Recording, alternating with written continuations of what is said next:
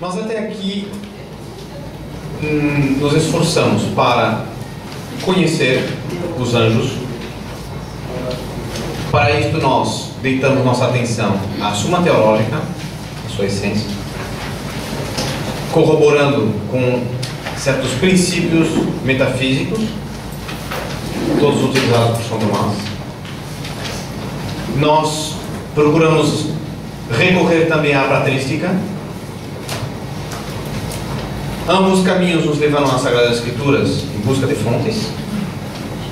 E com tudo isso nós conseguimos pesquisar a respeito de quem são os anjos, o que eles são, qual é a sua natureza, como é que eles pensam, como é que eles querem, como se comunicam. Sabemos que eles não podiam existir sem alguma finalidade. Vimos o seu papel na criação: auxiliar a Deus no governo de tudo quanto foi criado. Governo interno entre os mesmos anjos, dentro das várias hierarquias. Governo das coisas materiais, dos seres materiais, homens incluídos. Depois disso nós podemos ver qual é exatamente a função específica de anjo da guarda, aquele anjo que é enviado por Deus para cuidar de um ser humano.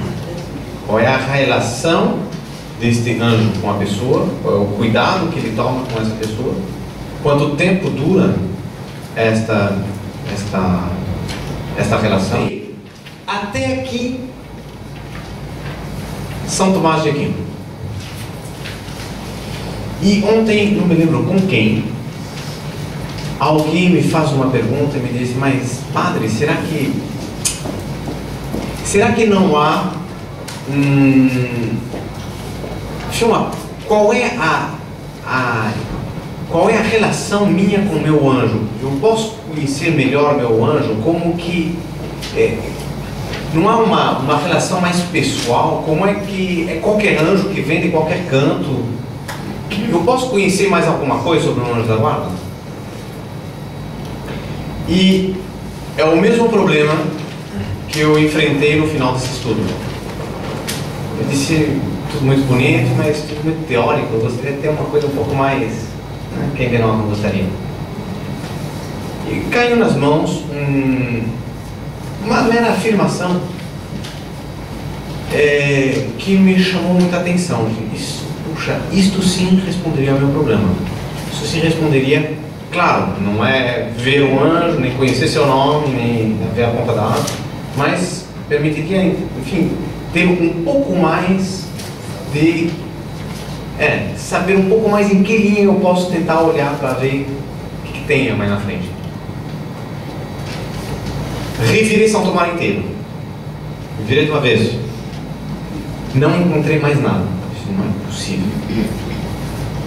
E aí me di conta que de fato até lá São Tomás não chega, mas com base na própria metafísica de São Tomás, nos próprios princípios que nós estudamos nesses dias, nós tínhamos elementos suficientes para justificar esta hipótese levantada por esse autor. E aí eu comecei a investigar, comecei a montar o quebra-cabeça, e temos pouco tempo, e não quero lhes entreter com toda a ginástica metafísica num domingo à tarde, talvez um pouco indigesta, mas talvez apenas enunciar os principais princípios que dão, não quero dizer solidez à tese, mas pelo menos defendabilidade, algo que nos traz talvez um pouco mais.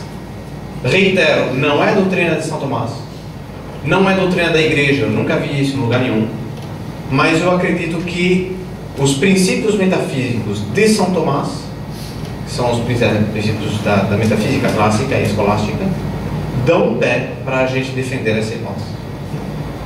Então, em primeiro lugar, sobretudo o que preocupa um pouco é a relação ser a ser. Será que é uma relação ontológica? Eu imagino mal os anjos mais ou menos como uma estação de táxi, todos lá esperando, um lendo o jornal, outro falando pro celular, e de repente, opa, nasceu uma criança, anjo, tem mais um lá embaixo. Não, as coisas de Deus não são assim. É muito feio para acontecer assim. Não é uma roleta russa. Tinha que haver um princípio mais alto, mais belo, que associasse na mente de Deus esses dois seres, já que Deus os destina a lutar juntos e depois gozarem juntos da eternidade. Qual é? Nós vimos, a missão do anjo é guardar, reger, ser mediador, dirigir, orientar, inspirar e inclusive ajudar a cumprir a vocação. Nossa vocação específica. Aquele vitral enorme, onde toda a humanidade se encontra representada, cada uma espelhando alguma das imperfeições de Deus, pois o anjo vai me ajudar a corresponder plenamente a este plano ideal. Pois alguém tão íntimo a mim não podia ser alguém a esmo. Não digo que seja alguém espetacular, porque eu sou espetacular, precisa ter alguém à minha altura. Não se trata disso, o anjo está muito acima de mim. Mas se trata de uma certa relação ontológica, uma certa maior intimidade. Que título de intimidade eu tenho com ele? Nós vamos ter que enunciar aqui 5 princípios metafísicos, que estão todos na folha que vocês têm. O primeiro elemento é da gradualidade dos seres. Ainda durante o intervalo, estamos conversando com o Mateus, os seres ontologicamente são muito bem definidos, que são os minerais, que são os vegetais, que são os animais.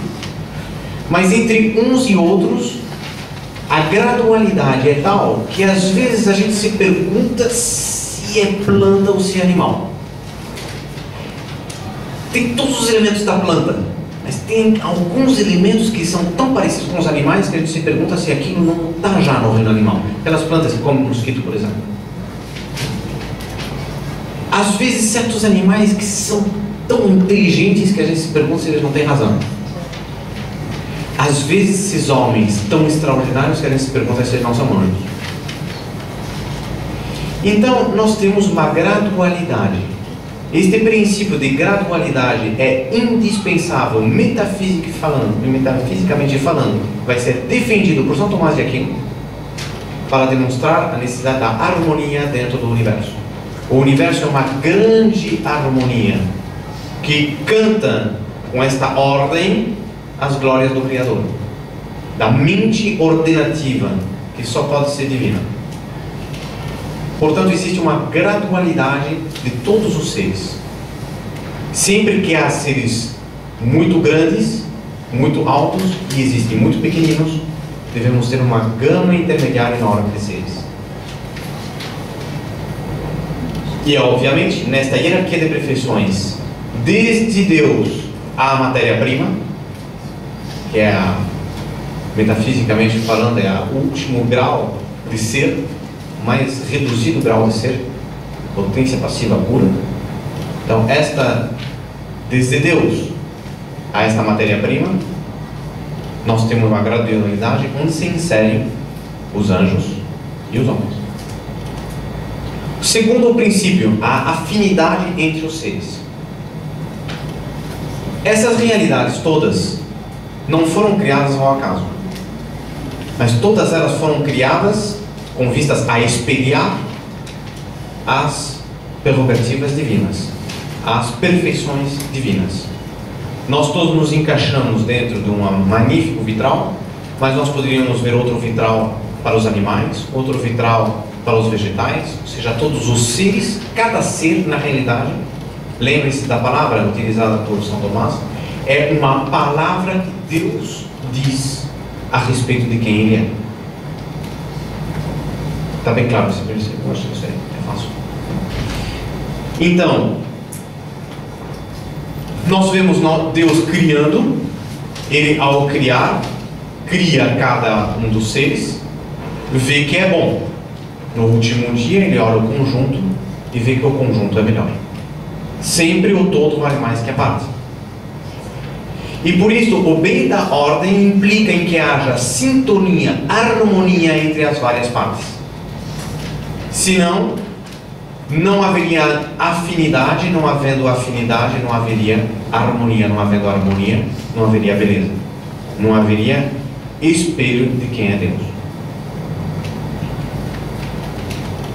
Assim também Deus quer uma inter-relação e interdependência entre seres afins. Nós já vimos isso. A mão que se lhe levanta para proteger o rosto. É esta solidariedade que existe entre seres afins. Um cachorro que de repente protege outro cachorro.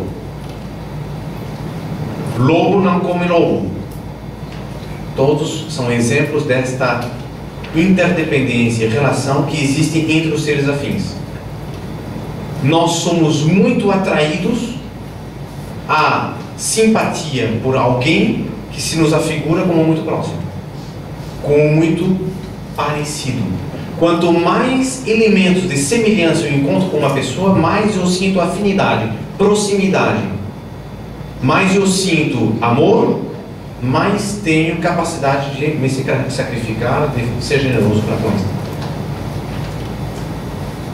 Bem, passamos então ao terceiro princípio, que é o número 4. Preexistência dos seres perfeitos.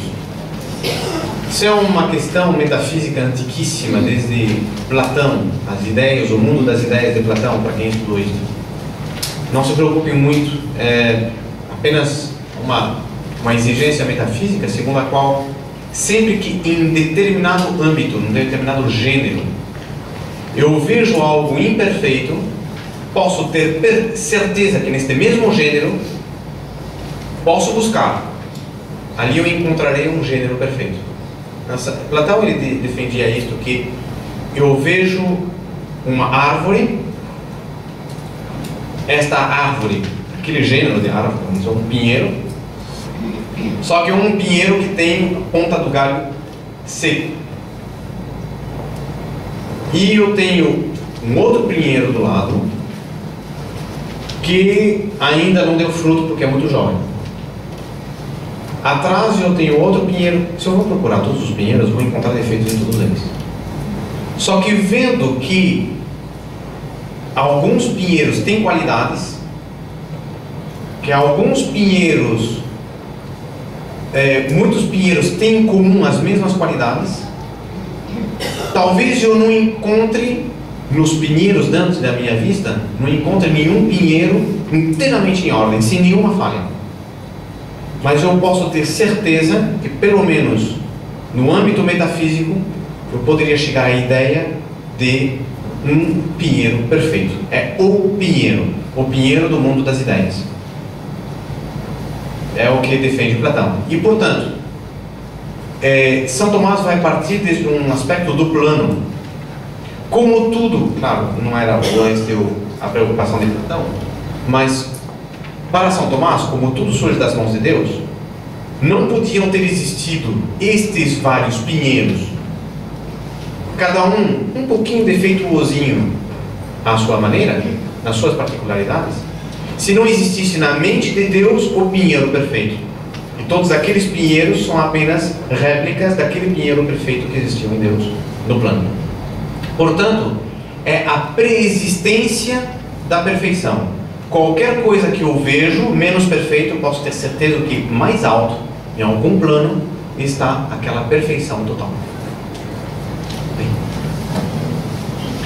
deste princípio da preexistência, junto com a gradualidade dos seres, sendo os homens inferiores aos anjos, se deduz que as qualidades morais e espirituais existentes nos homens preexistem mais perfeitas nos anjos. Ou seja, se nós temos um homem que se caracteriza por uma generosidade extraordinária, eu posso ter certeza que nos anjos, por causa da preexistência dos seres, nos anjos eu posso procurar, eu vou encontrar um anjo da generosidade. É o anjo por excelência generoso, que é a réplica dentro do mundo celeste daquele que foi esse homem generoso. Relação de causalidade. Quarto princípio. As iluminações que vêm de Deus, nós vimos que elas descem de Deus para os anjos superiores, que depois passam para os anjos inferiores, e assim vai em cascata, chegando até os ínfimos graus de intelectualidade. Agora,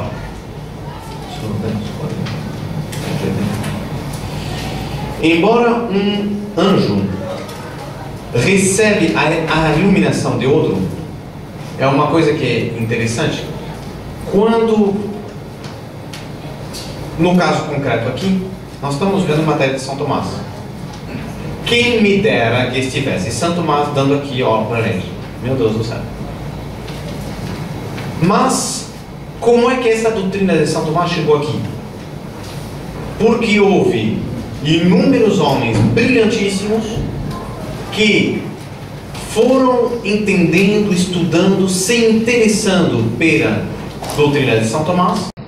Isso foi para gráficas, foi para livros, chegou em certo ponto, em determinado momento foi editado no Brasil, alguém comprou, foi parar na biblioteca do lugar onde vivo, algum dia eu puxei para ver, não entendi nada que estava dentro. E aí então eu fui procurar não sei aonde, e alguém explicou, encontrei um mestre brilhante que me ajudou, e em determinado momento aquilo entrou aqui dentro. Mais ou menos. Aí então eu vou, aquilo que eu aprendi, dentro das minhas limitações, eu vou tentar transmitir. E é assim que as coisas se propagam. Ora, e como esse conhecimento vai passando de ponto em ponto, a gente vai ver que cada vez que passa de uma cabeça a outra, acaba passando com as características de quem está no meio. É um pouco como um vitral. Pego uma luz branca, tem um vitral que vai filtrar, vamos supor, vai filtrar só alguns aspectos do espectro, vai reduzir. Quando essa luz chega no segundo vitral, vamos supor, já esse segundo vitral está influenciado por esse que está no meio. Ou seja, a luz que chega no segundo já é a maneira de causalidade. Claro que a causa primeira sempre é a iluminação da luz branca, mas à medida que vai passando, um vai se tornando realmente, de certo modo, causa para o seguinte. Bem, logo, quem é iluminado por um anjo pode, enquanto efeito, chamá-lo de causa? Não. O anjo que me ilumina, eu sou efeito de um anjo que me ilumina. Eu recebi a iluminação de um anjo, não? Ou um estímulo para fazer o bem. Este estímulo é um efeito dentro de mim. Eu posso chamar o meu anjo de causa daquele efeito. Portanto, existe entre o anjo da guarda e o protegido uma relação causal. Portanto, uma relação direta. O anjo age, a pessoa, desde que esteja aberta para ele, se torna, de certo modo, efeito, livre e espontâneo. Bem, tanto de conhecimento quanto dos atos. Agora vamos ao último princípio. Participação do agente. Quando eu pego uma barra de ferro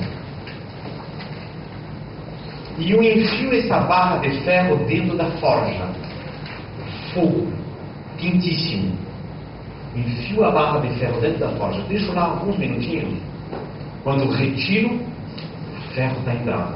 Posso dizer que aquele ferro virou fogo? Não, continua ferro. Continua a barra de ferro, até que deformando-o e o torne outra coisa.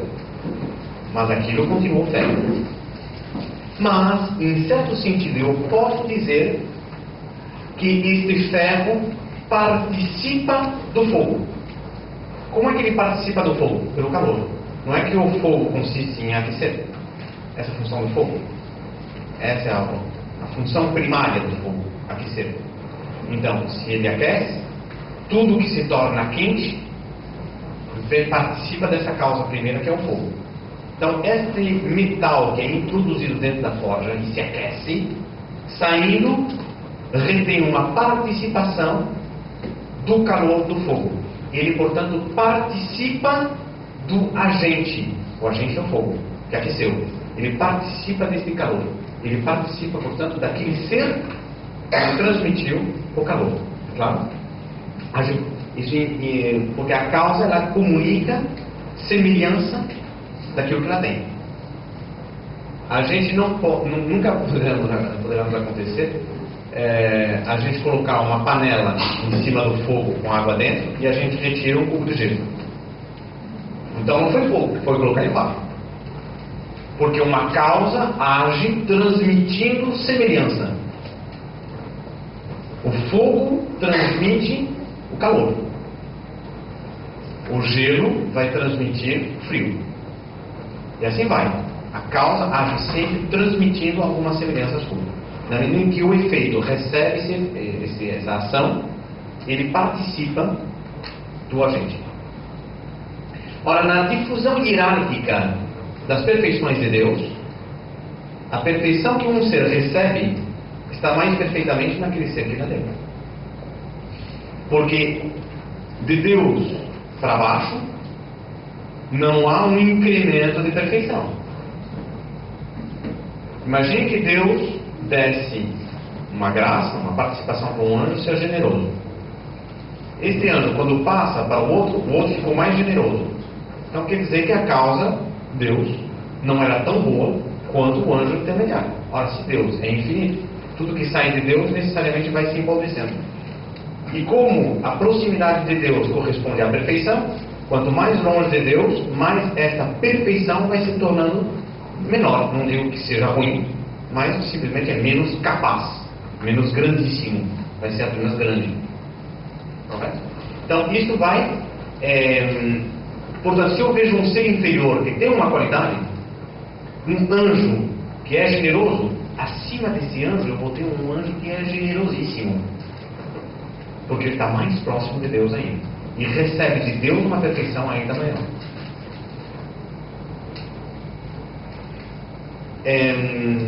Embora, evidentemente, na mesma linha de semelhança. Estamos falando da generosidade naquele caso. Ou outras graças. Portanto, o protegido participa do anjo da guarda como um efeito da sua causa. Está claro? Bem, então agora vamos tentar juntar o quebra-cabeça. Vamos juntar na nossa panela esses 5 princípios: gradualidade, afinidade, preexistência, causalidade e participação. E vamos ver o que a gente encontra disso tudo. O princípio da gradualidade nos permite conceber as perfeições de Deus como estendendo-se pela criação como um fio, espelhando-se numa multidão de seres nas várias escalas. Então, vamos imaginar Deus no centro, perfeição perfeitíssima, e vamos pegar um dos aspectos de Deus. Um dos aspectos de Deus que será, por exemplo, a misericórdia. É apenas um dos aspectos. Nossa, Deus é infinito, tem infinitas perfeições. Mas dentro do aspecto este aqui, nós podemos dizer que essa perfeição se estende na criação à maneira de um fio, de uma continuidade, que vai atravessando a perfeição de todos os seres, chegando até os mais ínfimos. Nós podemos encontrar, por exemplo, não sei, onde é que eu vi isso aí, um vídeo entre animais? De um animal que não tinha nada a ver com peixe, né, como vocês falam, e que salvou a outro, não me lembro como que era, enfim, uma coisa me ficou na cabeça. Podemos imaginar isso, né? Um animal, um predador que está chegando em cima de um animal, e o outro aparece na frente e defende. Seria um efeito, digamos, na linha da misericórdia, certo? Dentro do reino animal, por supor. E nós poderíamos ver, portanto, desde os anjos, os homens, os animais, todas as perfeições do universo, nós poderíamos ver este fio que parte, essa luz que sai de Deus, a misericórdia, atravessando todo o universo criado naquele ponto, numa linha. Ora, justamente, parece conveniente, pelo princípio de gradualidade, que o anjo da guarda e o protegido estejam numa mesma linha. Pareceria. Afinidade pediria que os seres semelhantes estejam juntos e vice-versa, os que estão juntos sejam semelhantes, para garantir a harmonia.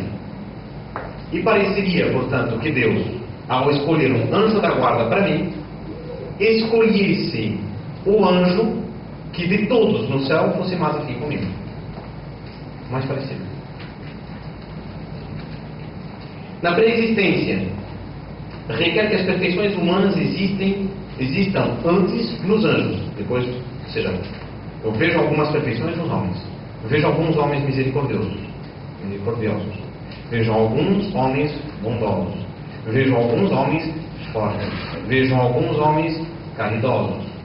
Vejo alguns homens sábios. Necessariamente pela pré-existência, eu encontro que nos anjos também devem existir todas essas categorias.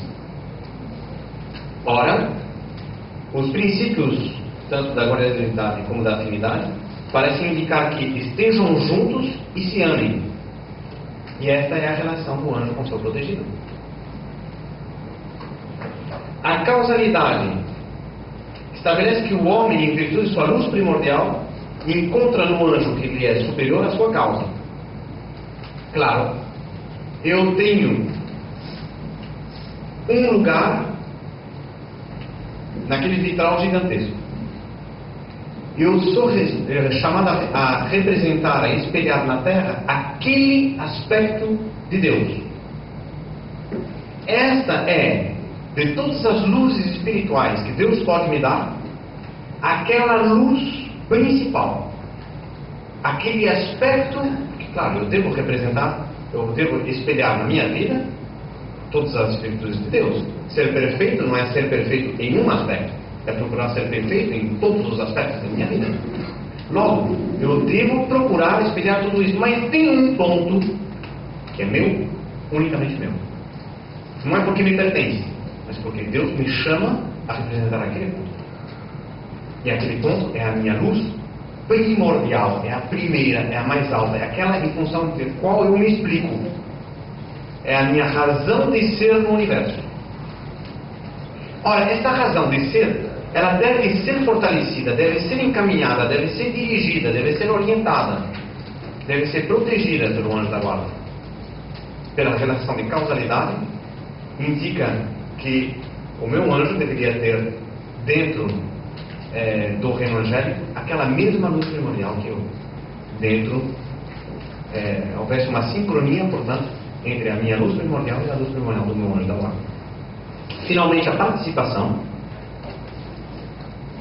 ao contrário, é exatamente o contrário. Parece indicar que se um homem pratica uma virtude, é porque foi fortalecida por um anjo. A anterior é que se existe o anjo vai estar inclinado, tudo aquilo que sai do anjo vai ir naquela linha. Na verdade, eu inverti os dois. Eu falei de participação, na verdade é causalidade. Ou seja, o princípio de causalidade, que se o anjo age sobre um homem, como o efeito não é maior que a causa, o que o anjo inspira ao homem é isso que o homem vai fazer, ou vai ser ajudado a praticar. Em função do princípio de causalidade, se um anjo tem uma luz primordial muito forte, é natural que, pelo jogo dos vitrais, por assim dizer, aquela influência do anjo sobre o homem vai acabar conduzindo o homem quase na mesma direção, ou numa direção muito próxima àquilo que o anjo ele mesmo é o caminho dele. A participação é o contrário, é que se o homem é capaz de fazer grandes coisas é porque ele foi ajudado. E provavelmente, portanto, quem esteve acima tinha a mesma orientação. São dois princípios complementares. Muito bem. daqui nós concluímos o que exatamente?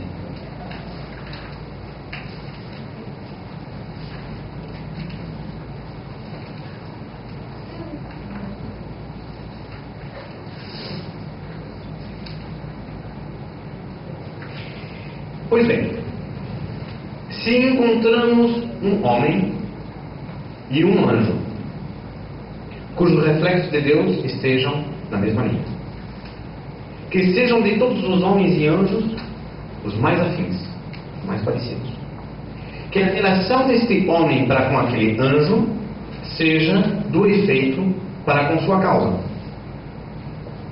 e que a virtude mais específica deste homem seja fortalecida pela virtude mais específica do anjo. Sendo finalmente as perfeições do anjo imensamente superiores às do homem, a pergunta que se põe é: não encontramos aí uma autêntica definição da relação existente entre o tipo e o arquétipo? O que é o arquétipo? É o arquetipo. Tipos e arquétipos era uma coisa muito debatida na metafísica grega, e era, portanto, a busca do arqueu. E, portanto, nesse sentido, se fosse assim, se realmente é como nós tentamos, a conclusão a qual nós tentamos chegar, se for assim, meu anjo da guarda seria o arquétipo de mim mesmo. Ou seja, o que quer dizer isso? Ele seria como que um outro eu mesmo. Aquele de quem, se eu fosse santo, se eu chegasse ao máximo da minha perfeição, da minha união com Deus, da minha identificação com minha vocação, eu não seria senão uma realização pálida do que ele foi. E ele é uma realização imensamente mais rica, graças à sua natureza angélica e à maior proximidade que ele tem com Deus. E eu, portanto, seria como que uma imagem dele, um espelho da perfeição dele. E por isso mesmo, vendo em mim uma imagem dele mesmo, ele olhando para mim e vendo em mim algo que é um projeto de santidade, que seria de semelhar-se com ele, ele sente afeto, vela sobre mim, sobre minha pequenez, me dirige e orienta em tudo que diz respeito à minha vida espiritual, como um verdadeiro mediador entre eu e Deus, como o servo de Nossa Senhora, Rainha do Universo. Nossa relação, pois, para com este anjo da guarda é a da imagem que vê aquele de quem ela não é senão uma imagem e percebe a fantástica superioridade daquele ser, muito mais alto do que eu. E eu olhando para ele, eu me sinto, portanto, imagem do arquétipo, mas olhando para ele, eu me dou conta que entre ele e Deus ainda há graus maiores de perfeição. Assim como eu olhando para ele vejo nele o meu arquétipo, ele olhando para anjos que estão acima dele, na mesma linha, são como que arquétipos dele. E de arquétipos em arquétipos há como que uma linha de anjos que são ainda mais parecidos com Deus do que ele, e existe uma continuidade. Nessa continuidade estão inseridas todos os homens, todos os anjos, e é uma fileira de anjos que chega até Nossa Senhora, a Rainha dos Anjos.